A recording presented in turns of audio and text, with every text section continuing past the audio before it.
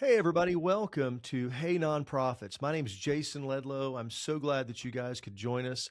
We're going to have I've got two fantastic guests. I'm going to get to them in just a second, and I'll tell you all about them. But I want to just tell you so, Trevor, our normal host, my co founding business partner, who is always the host of Hey Nonprofits, he is actually on his way back from Cabo, but today's his birthday. And so I just wanted everybody just to shout out. And if you happen to already connect, if you haven't connected him with on LinkedIn, please do and go and say happy birthday. I know it'd mean the world to him. A lot of people that come on here do that. So if you see that, and or if you're watching on YouTube or LinkedIn, please reach out and give him a happy birthday. I know it'd mean the world to him. Um, so I'm really excited about today's topic. And, I haven't been able to host in a while, doing the other parts I do. And Trevor does such a great job. So I'm real excited about this one because we're talking about board and how to get them activated. Today, we have two great guests. I have Elise Woodworth from the Woodworth Enterprises, and Kim Curran from Into Places. And so I'm so excited to have these ladies here to talk about this. So, Elise, why don't you just tell us about yourself first and what you do in the nonprofit space? That way we know where you're coming from. Jason, it's great to be here, and happy birthday to Trevor. Happy celebrating wherever you are. I am a board relations coach. I work with nonprofits and their boards to help them be more effective at achieving their mission. A lot of times with any leadership position, but especially I found on boards, when the role is unclear, when the expectations aren't very well defined or certain, it tends to drift. Our focus tends to drift as board members. And that's where I come from to the nonprofit space. I am a board member, passionate about nonprofit work, and I realize that we do better when we're focused on the mission. So that's what I bring, is a mission-focused mindset, and I teach leaders to be in business, not battle. Awesome. Well, so excited to have you here. All right, Kim, tell us about yourself. Oh, you're on mute, Kim, or something. Let's see.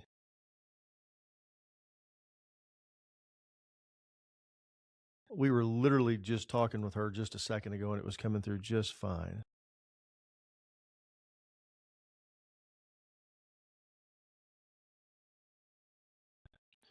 Yeah, it says you're muted down there, so just look it down at the bottom, and it should allow you to uncheck that. Not coming There off. you are. Now you are. You're Okay. good. All right. All right. So I'm Kim Curran with Into Places, and I represent the busy business owner or nonprofit executive who can't be in the room because of other obligations, but understands the value of your presence being noted and the value of a warm introduction. My background is finance and then nonprofit. And I've worked with both wonderful boards and been directed by not so great boards. So, and I am a board member as well. So I'm excited to be here. Well, we're so excited for you to be here. Hey, everybody! Just we're going to do some Q&A. If you look down there, you see the Q&A. Ask any question any point in time for either Elise, Kim, or myself as we're talking through this. We definitely want to get to it. Please share your LinkedIn profile. Some of you guys are already doing it. That way you can connect with each other. And we're going to have some polls throughout this. So just bear with us. Have any questions? We're going to get to all of it, I promise. And we're streaming live on YouTube and LinkedIn today. So if you're on YouTube, hit the like and subscribe. It means a really lot to us when you do that, because when you do that, it hits the algorithm, so that way it shares it out more and so other people can see this. And we really appreciate whenever you do that. It means the world to us. I'm going to do a success story today. I know Trevor, he has his shout outs and things that he does, but I'm going to do a success story. And today I want to talk about the Hayes Caldwell Center for Battered and Abused Women out of San Marcos, Texas. And they used our golden ticket. And the reason this is, they've been a longtime client and they were a little reluctant to do the golden ticket. And they never sold out. They would always say, well, we're going to do a drawing and it's going to be for win something out of the live auction. And they decided to do it this year. They said, okay, we're going to go and do this. Before the event started, they had sold all 100 tickets and raised $10,000. Then there was another thing that happened. The auctioneer, Blake Hartman, fantastic auctioneer down in that part of Texas, he said, I'm going to offer this at auction, but I'm going to wait and do it after we've done everything else, because he wanted to prove something. He wanted to say that they weren't through fundraising. So they did the live, they had the drawing, they did the live auction, they did the fund a need, and all were wildly successful. And then at the very end, he said, I've got one more thing. I'm going to auction off another golden ticket. And he auctioned it off. And a gentleman, before he even when he started auctioneering, and all of a sudden a guy said, I'll give $10,000. So they sold it for $10,000. And the reason I think this is such an incredible thing, number one, the golden ticket strategy works. But number two, as fundraisers, we get in the mindset, we start thinking, well, I don't want to take away from this, or I don't want to take away from that, and I don't want to do this. And we start making decisions for our donors. And the reality is, they didn't just give you their last $5,000, or just because they didn't give you $10,000, because this gentleman did not. He did not buy anything in the live auction. He didn't do anything anywhere along the way, but they gave him a chance, and he gave $10,000 for this item. Now the organization has a new $10,000 donor. So I just want to say shout out to them for being so open to let Blake do this, and for being willing to try that. So get your golden ticket at hgafundraising.com. Okay, commercial over. I think one of the things I love about this topic is with boards, because I've sat in the same seat. I always like to say I've sat in every seat in the nonprofit except for a paid staffer. And so I know that there's something that happens with boards. You sit on there, and what I've found doing coaching and working with boards and I'm sure you guys have too. You brought this up, Elise, that they just, and I'm going to give the topic. Okay. But what it is they don't really know what they're there for. A lot of times board members, somebody came and said, hey, Kim, I think you'd be great on our board. You like the mission? Yeah, sure. And you show up and you really don't know exactly what your job as a board member is. But so the question is, and the idea is, why your board is the most underutilized, underused fundraising asset that you have. So let's talk about that. Kim? I'm going to let Elise go first. I can tell she's ready. Well, I mentioned this with Trevor. We did a podcast a couple weeks ago. It should be live soon, if it's not already. But I mentioned the F word, and I don't like to use the F word, fundraising, when I'm working with a new board, or when I'm coming in to work with a new organization. And the reason I don't do it, don't use that F word, is that it tends to put up a wall immediately. There are different emotions and responses that people have, particularly I found on the board, that I'm not a fundraiser, and you'll get pushback, and you might even see the hands. I'm not a fundraiser. And so I like to build them up as advocates first, to the point where they're so strong, their foundation and understanding, their relationship and connection with the mission is so strong, that the next natural step for them is to say, join me.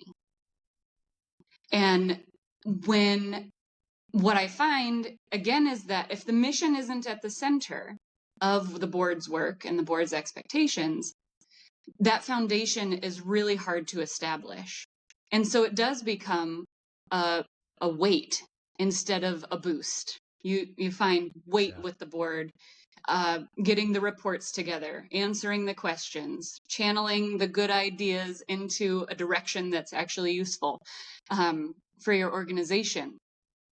So I say build them up as advocates, build them up as champions for your organization, and then invite them to the next step of that, which is join us in supporting the organization. Oh, that's thank you so much. Trevor said, he goes, you're really going to like this. He goes, you're going to enjoy talking to Elise because you guys speak the same language.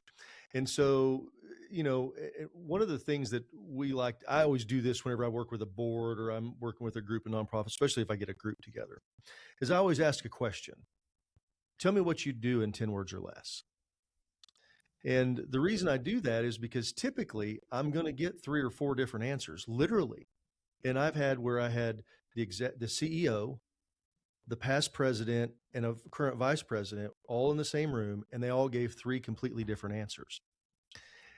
And I said this, and this was a group. We had about 35 fundraisers down in Dallas, and I said this very respectfully. If you guys don't have it together, how in the world are the rest of your board going to get it together? If the if you guys aren't all pulling the same way.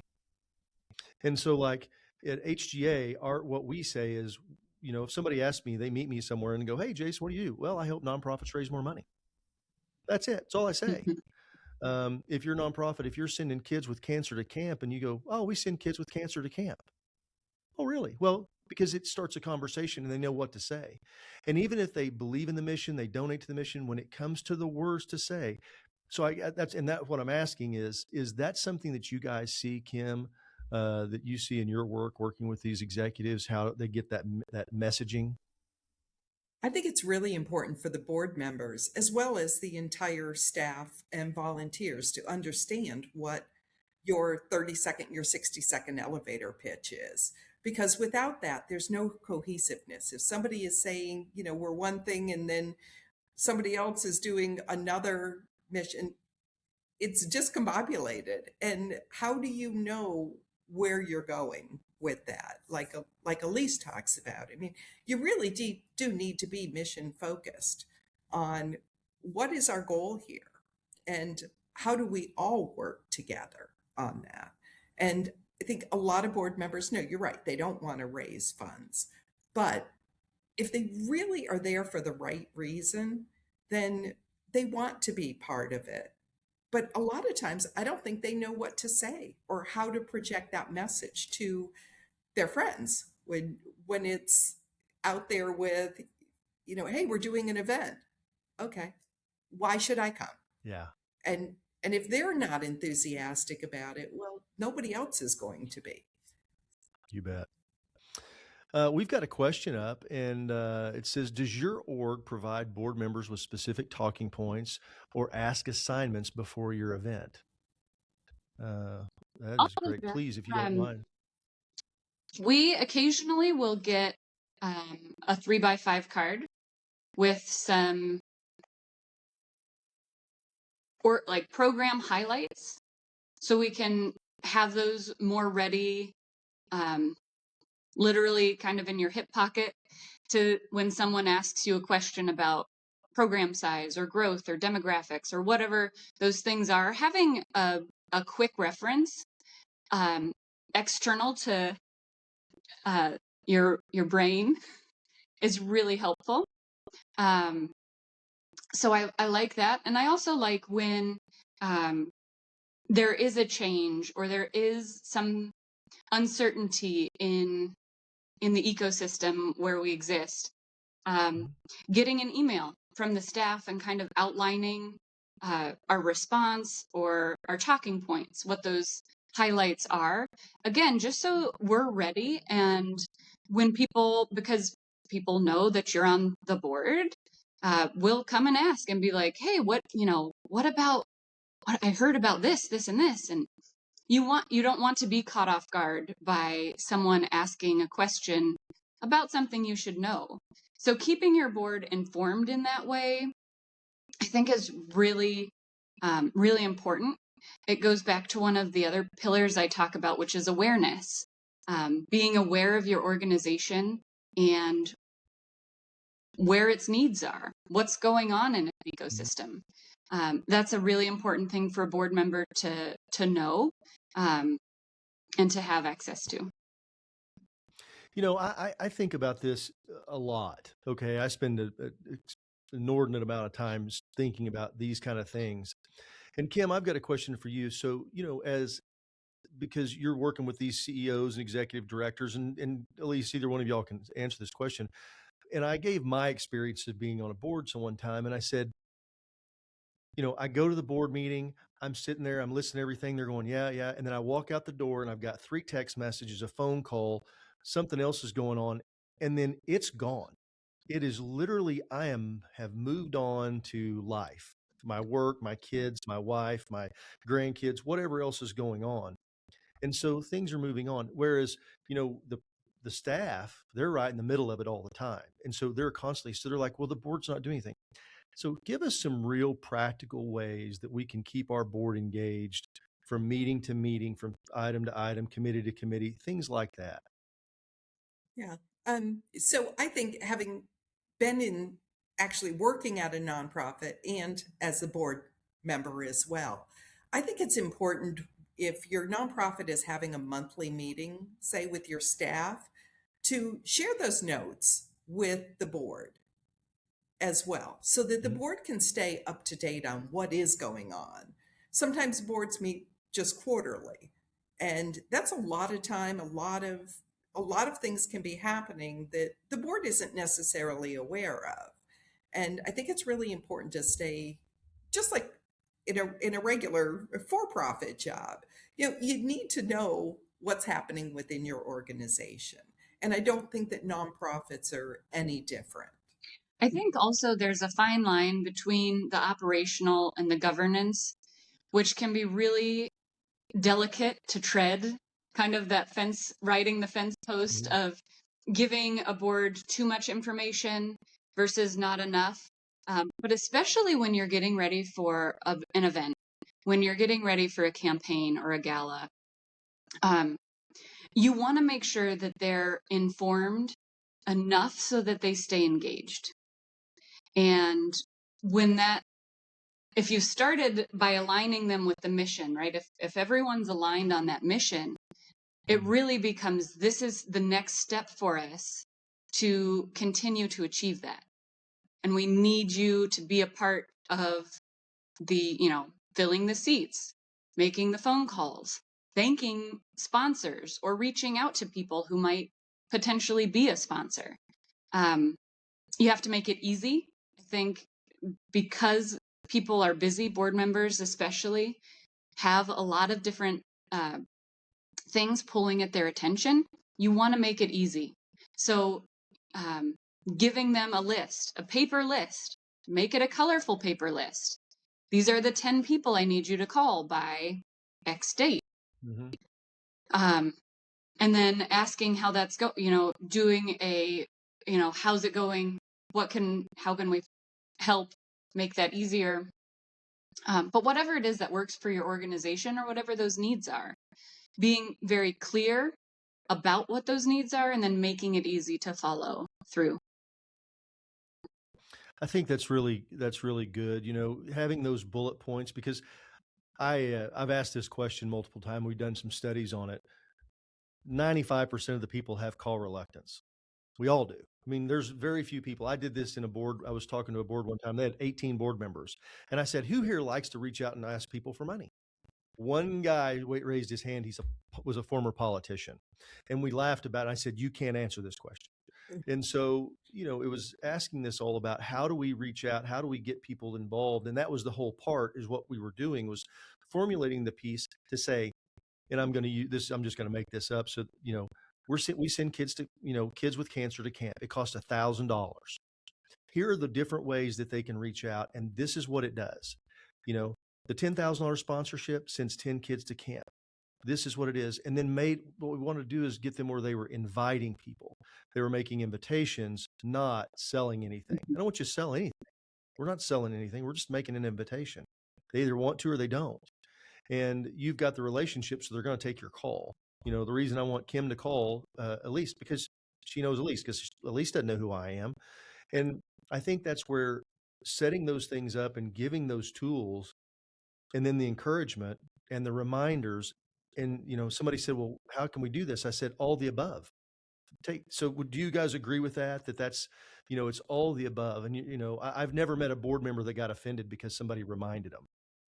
Right. And sure, I have a story from a couple of years ago when I was running a nonprofit and we had an event. And at the event, one of the board members said, hey, this was really great. Next year, I'm going to invite friends. Like, next year? Yeah. Well, did you think the event was going to be bad, so you didn't invite anybody to it? That's part of Well, don't you think that we fall into this making assumptions? I'm gonna give you guys. I'm gonna ask a question. Okay. I'm gonna ask you individually, so that way, if your answer's clear, it's fine because I'll give you my three. Okay, Elise, what are the top three responsibilities of a board member? To be an advocate for the organization, to Okay. be aware of the organization's needs, Mm-hmm. and to continue to steward the mission forward. Okay. Kim? Okay, so definitely being aware of the needs of the organization. And so I agree with Elise and helping with the governance there as well. But you do have to be aware of the mission, be able to relate it or be able to tell the story of your organization, and then to have governance. Okay. I'll tell you what my three are: hire and fire the CEO, oversight, and to raise money. And the reason I say it's really practical because, as far as, and this is the question I always ask too. And it's funny the looks I've gotten. I said, how many here realize that if the organization sued, you would be named in it? Or if it failed financially, that you're financially responsible for it? And you have a couple of hands go up. Sometimes they all raise their hand, they know. And, hopefully the organization's got E&O and all the things they're supposed to have. That's not what this is about. But it's that they don't even, it's like that hasn't really clicked for them. If you're on the board, it's not just a social club where you show up and get some crackers and have a pop and talk about some stuff and maybe vote, give a couple of opinions and vote a couple of times. And then you go back and you're not there for another 30 days. This really it's your responsibility. You are on the hook legally and financially. And so those things I talk about, having, hiring and firing the CEO, which is exactly what you're talking about, having the responsibility, the oversight, and the financial to help fundraise. And, you said, I don't like to use the F word. It's funny because as soon as you say that, they're like, oh, yeah, I'm not here. I literally I'm going to tell y'all, I know of a CEO of an organization said, my job's not to fundraise. I'm like, that's half your job. Yes. That's half of your job. Yes. Right. It's like you're not there. Your position isn't just for you to add it to the bottom of your resume or to add it to your LinkedIn profile. Hey, anybody, give us a thumbs up on in the chat if this is something you guys we're going down the right message. If there's any questions about this stuff, if you've got a situation, we'd love to hear about it because I've got two experts here who we would love to have, to get their thoughts on it because this stuff's hard. I tell people all the time, fundraising is hard, whether you do it good or do it bad, it's still hard. It still takes a whole lot of time. And getting your board engaged is a big, big piece of it. Because if you've got a 15-member board and none of them are helping, they just show up and, well, they're just consumers and eaters. And somebody goes, well, they did buy a table. Did they buy the biggest table? Did they sell any more tables? And to your point, Kim, it's almost frightening when you hear that and you're like, where did I go wrong? And so I think that's a common theme that I hear across the country. I mean, we do free coaching and I hear it all the time. They're like, yeah, I'm really trying to get my board going. So let's go to the next part. I'm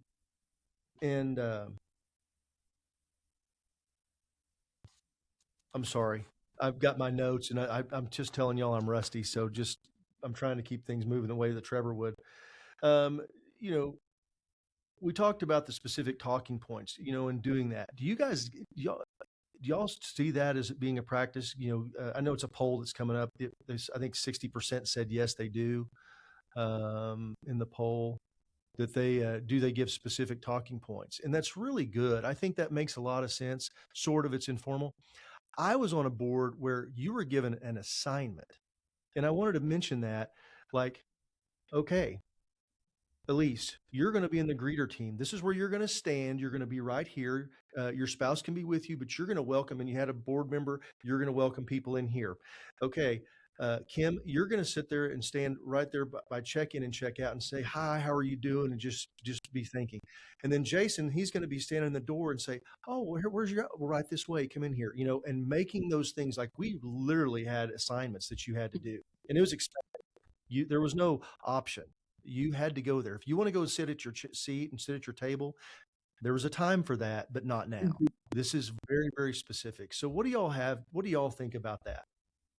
No, I think it's a really great idea. And one in our event, we would have the board not only greet and then walk around, but also at the end of the evening, they were the ones that handed out the goodie bags Oh, and that's thanked great. people for coming. And I thought that was a nice way to close out the evening. So you didn't have the board members sneaking out early. They were staying and thanking the Mhm. guests for having come. And I think it's also important to be aware of your board members' strengths. We all Yes. are motivated differently, and I think it's important to understand uh, where someone would have the best impact or have the most even enthusiasm or motivation. It might not be shaking hands with 100 people that come in, but it might not be a problem to write a letter, a handwritten thank you note for coming. Um, it also allows people to engage in ways that are more comfortable and feel more natural for them. So being aware of those strengths. And I think the other thing that's important is all your board members should have a name tag. Consider a business card, like giving them something That's a that great they idea. can hand out, that they can uh, carry the flag. I say carry the flag, wear the name tag, be able to tell everyone. And maybe that business card, I'm like looking around, I don't have a business card right here, but maybe on that card, it has, their name, board member of such and such an organization. On the other side, it's the mission. It's we send kids with cancer to camp. And That's really good. I love that and idea. giving them an opportunity to, if someone is interested, hey, here's the website, go learn more, join me at our next event where we're trying to send 300 kids to camp. To do that, we have to raise $300,000 or Mhm. whatever that is. um, so the goal becomes easy to talk about even. Yeah, I like that. Well, one thing that and this is, I think, really important for a lot of nonprofits, and I want to get your thoughts on this. And I promise you, we're going to keep going down this and get to these questions and talk about these things. Um, Sometimes a nonprofit will say, "Look, we do like 26 things in our mission. How are we going to focus on that one thing?" Mm. I, I mean, so tell me, and I've got some thoughts on it myself, but I want to hear what you ladies have to say about that. Whenever somebody goes, "Well, we do like 14 different things," and to really be able to define that down, because that's tough for a board member. Those kind of things are really tough for them, or they'll key on one thing that the organization does, and there's so much more.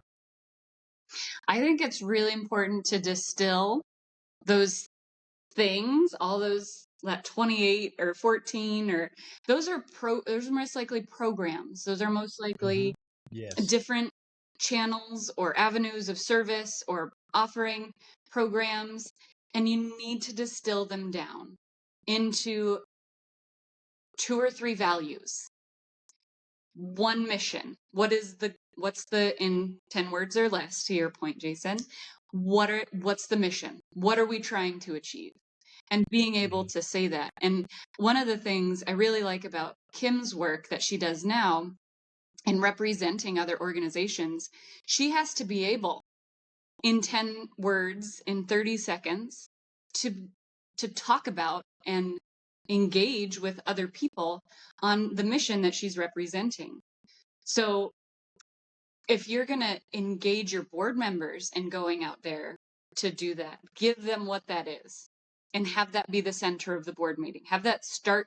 I'm often amazed by how many board meetings don't start with a mission highlight or a mission moment, or let's just reread our mission and talk about it for a few Yeah. minutes. Something to get focused on why we're here for the next 90 minutes or why we're here for the next 3 hours. Um, but focusing it in. We'll talk about all those programs. We'll talk about all those great things that we're doing. There's time for that. We'll talk about the needs and the big questions, the big rocks that we're trying to move. But we need to start here with our goal, with our mission, so that that's what we can build everything off of. I love that. So Kim, what do you do whenever you walk into, when you start working with somebody and that's what they've got? They've got, well, we do this, and they may have a mission statement. Mm-hmm. I think one of the things I like to tell people, look, I'm not trying to rewrite your mission statement because it may be significant and that's significant to your organization, but it's really a marketing statement is what I tend to call it. So how do you take them through that process? Yeah, so it does need to be concise and everybody needs to be on the same page. Now, there can be different times in your life cycle or even in your yearly cycle that you're focusing on one thing Mm-hmm. at a time. So let's nail that down and then we can move on. I mean, if you're doing a back to school drive, let's just talk about the back to school drive.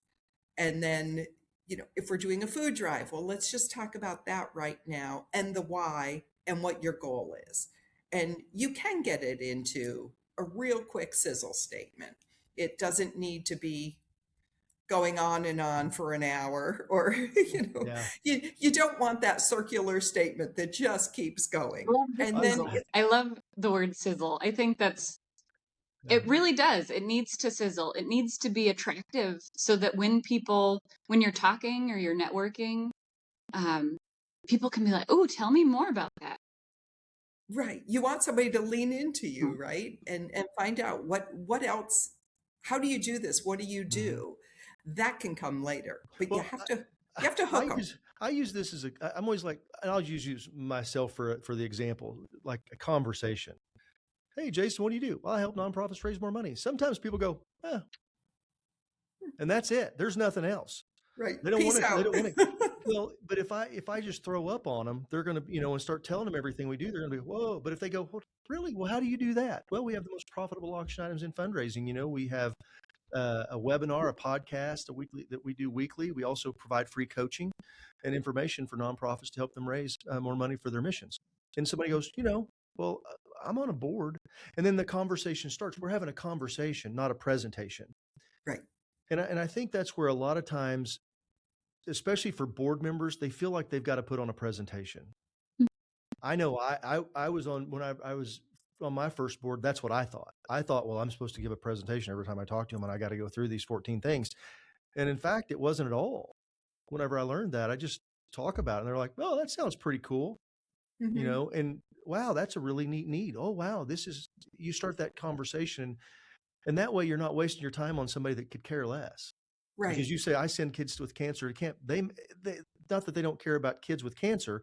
It's just that their mission may be focused on food insecurity. And that's where their passion is. And that's okay. Right. So I think that, having this, and I know we spent a lot of time on it, but boy, I just from a board member standpoint, the most motivating thing I've ever seen happen, and this kind of has Julia and Kathy's question, is that they know what to say. And that way, when they know what to say, they know that we help kids with cancer, we help kids with cancer go to camp. It costs $1,000 to send a kid. How many kids would you like to help us send to camp this year? And it's just that simple question. It goes because it's passionate, because they understand what it is and they can say it simply. Within that, so, and because there's a couple of specific things, and we're talking about, fundraising and doing that. What have you guys seen, or how have you seen things like fund a needs, paddle raises? How have you seen board members to get engaged in that? And what have you seen like success stories with that? I think for sure having people ready, knowing that you have a few people ready at different levels to raise the paddle, or to, to demonstrate the behavior that you want other people to see, I think is important. Especially if they're doing the right thing, they have their friends in the room, they raise the paddle, and then everybody's kind of looking around like, hey, I did it. Come on. Yeah.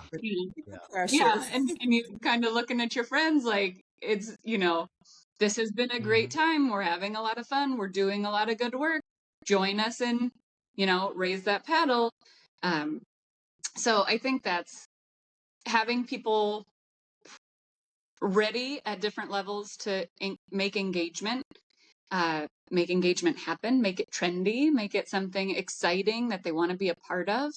And again, that goes to knowing your board members' strengths. If you have someone that's very gregarious and can bring other people along with them, have them, prepped with a certain number.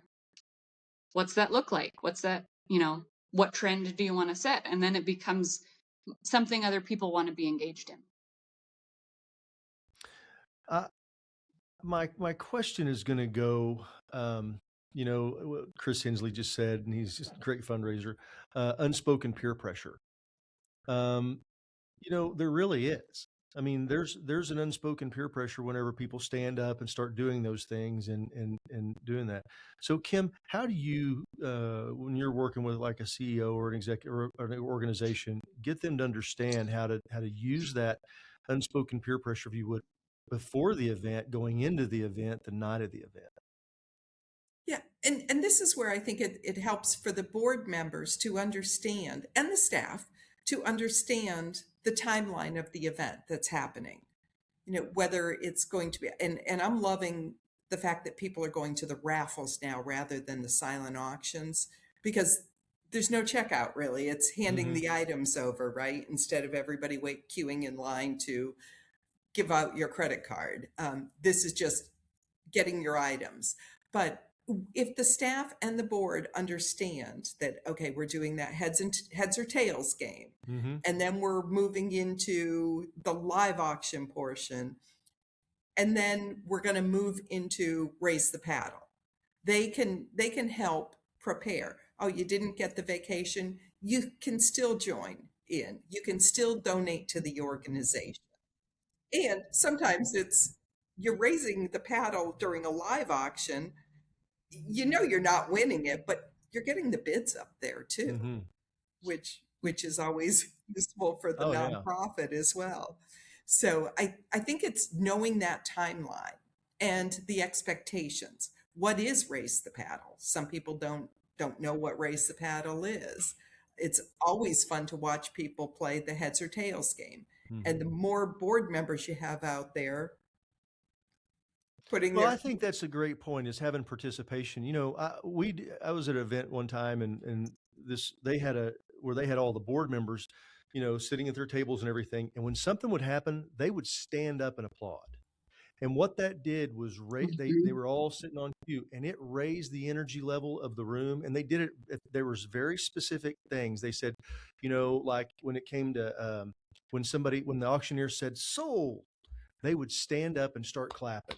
And so would everybody else. And it got everybody jazzed up. And so the next item the auctioneer did, it brought even more money because everybody wanted to be part of it. And it brought that up. And then when it came time to do the fund to need, and they did it, boy, they went and inspiring more people to stand. They would sit there and start standing up, because somebody would raise their paddle. They start standing, then more people. And the next thing you know, it just really got people rocking. So I think there's a lot of things you can do with your board that, like you said, they can all stand and applaud. And if they can't, you need to get them off the board. I think there's a good point there. And I want to go back to unspoken pressure. I would challenge, if there are any board members listening or hearing this, whenever you're hearing this, don't be afraid to have those conversations during your board meetings. Bring it up as new business.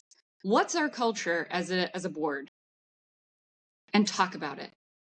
Are we going to help this mission achieve its goals? Are we going to help this gala achieve its goals? Or are we just going to sit here and vote a couple times and then go home? And I think it's something really important to talk about, because we often think about organizational culture. What's it like in the nonprofit? What's it like to work there or be a part of it? What's it like for our constituents that are receiving services or programs from us? But oftentimes the conversation never makes it to the board table. And I invite you to bring it there, to talk about, are we going to make this work? Are we going to do the things necessary to reach those goals, to engage our people, and really to inspire them to be a part of it. If we look around, there's a loneliness epidemic, right? People are lonely, people are disconnected. So they want to feel inspired, they want to feel connected. And if we as a board can make that part of our culture to connect people to this mission, and if that means standing up and clapping after a sold auction item, great. Like let's take that step. Mhm. But I think it requires a little bit of discussion, a little bit of proactive discussion and preparation on the part of the board. And yes, I'm looking at you, every board member, every board chair, president. I am speaking directly to you. And if you don't like it, I'd love for you to comment on my LinkedIn because we can chat. Yeah. I want to ask a question. I'm going to ask this to Kim. Going off of what you just said, Elise, just bringing this over to in the for-profit world, let me just say it like this. In the for-profit world, the CEO of a publicly traded company, the CEO is the leader. That is the person who leads they lead the band. The board is there to support that person. But in the nonprofit space, there's this reluctance to do that, this reluctance to tell the board, hey, this is what we're going to go do. This is the mission. This is what we're going to do, and let's go do it. Talk to me about that, and because you work in the for-profit and the nonprofit world, talk about the difference there, and why do you think that is, and how can we encourage our friends that are listening right now to take that leadership role? I think a lot of that comes in with nonprofit board members don't understand their role. They really don't. And they don't want to step on the executive director's toes or get involved in the minutia. Mm-hmm. But and they don't need to be involved in every single decision. Oh, But sure. I think it's really important for the board chair or another board member to have a really good, close relationship with that executive director. So they are able to talk and figure out what's going on, and if they're and hopefully nip something in the bud earlier rather than letting it fester. I also think it helps where the board has committees, and maybe there's so I've recently joined a board and I volunteered to be that fundraising arm of the board. And I'm looking forward to working with the people at the organization that are working on these fundraising events. And then so I will be the contact for them. Mm-hmm. And then I can go to the board with that. So I think it's important for, just like in the for-profit world, board members have their roles and they understand them. And I think that's missing from nonprofit, because people join most of the time, people join a nonprofit board because they have a great heart. Mm-hmm. And then what? Everybody is afraid to take the time to, okay, let's just onboard new board members. What is your role? What is your function? And of course, I think it helps that you find out what are your strengths. Because I'm happy to help with fundraising. In fact, I really enjoy doing development and the fundraising. So it's a natural fit for me. But if somebody wanted me to be on the finance committee or treasurer, no thanks. So, and for-profit boards does that really well. You know, you have somebody in marketing there to help with marketing.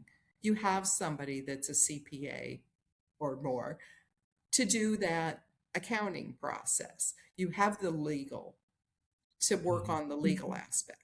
And you need to have the well-rounded board as well.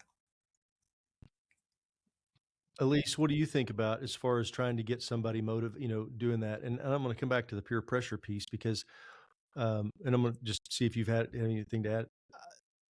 The peer pressure is pretty amazing. I personally was involved where I was kind of letting my side down, what I was supposed to be doing in a role on a board. And I had the current president and the incoming president get me on a phone call. And they said, hey man, everybody else is holding everything up and you're not. What's going on? And let me tell you, that was it.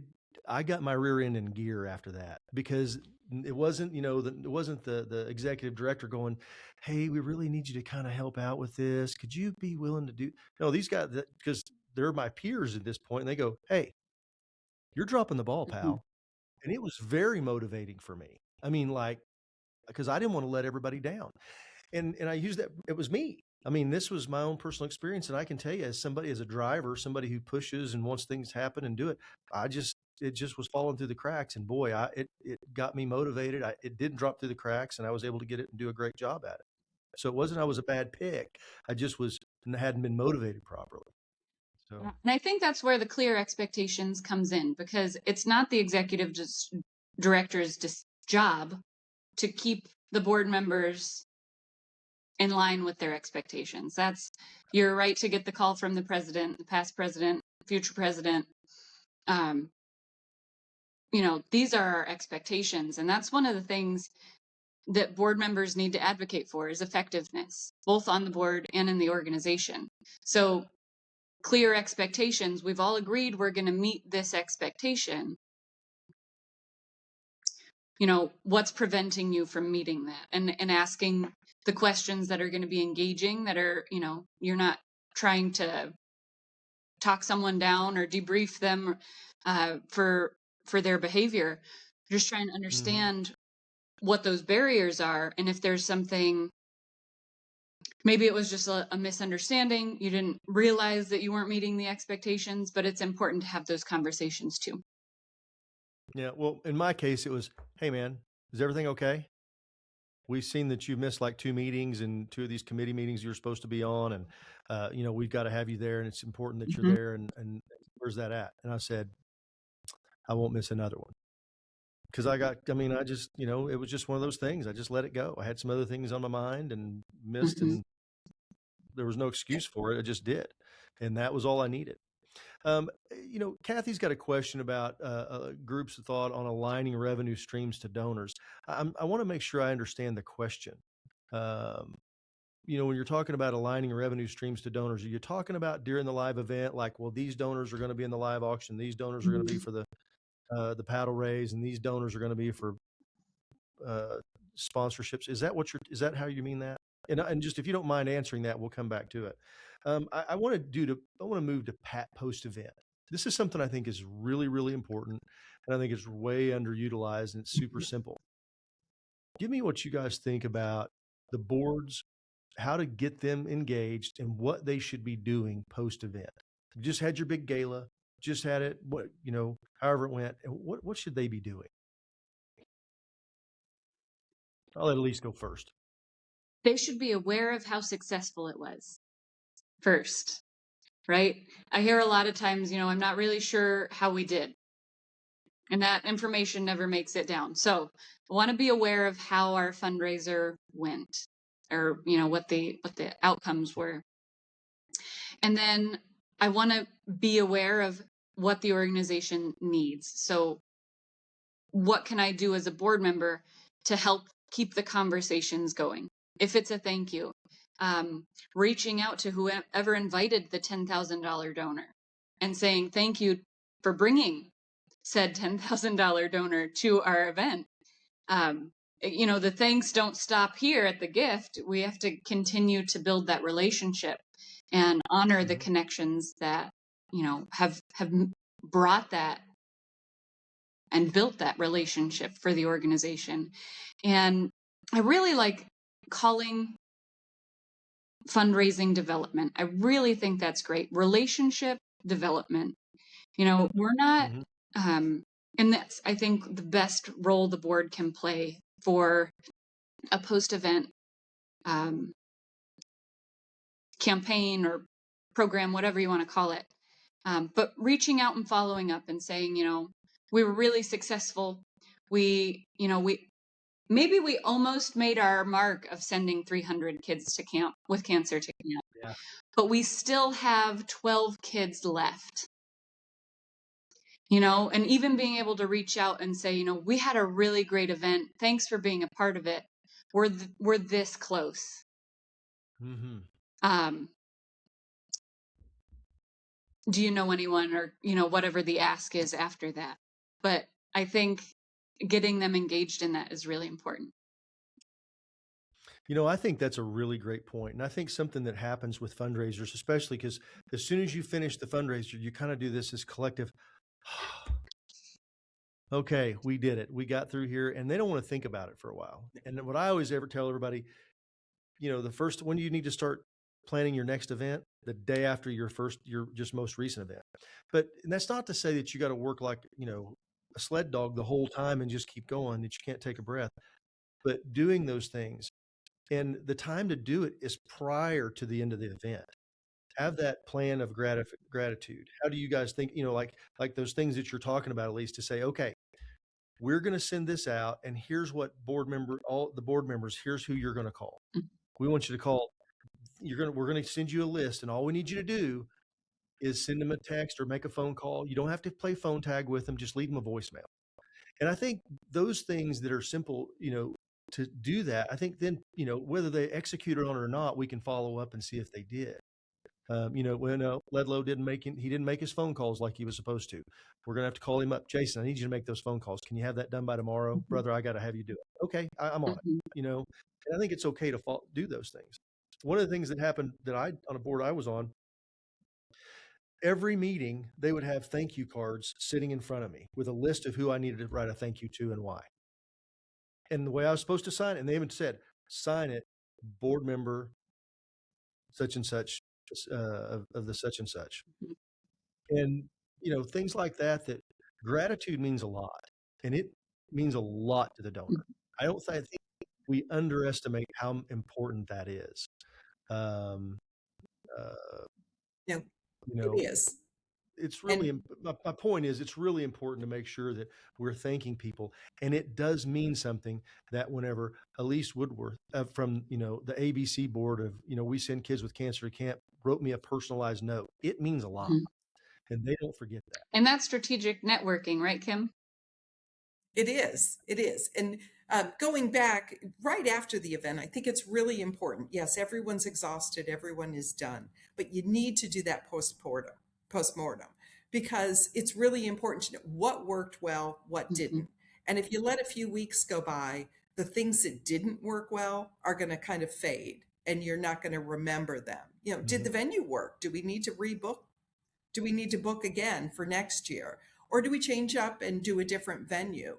But those kind of things are really important. And when I did an event and I was in a nonprofit, either in development or leading a nonprofit, right after that event, the next day was spent writing my thank you notes to people that came.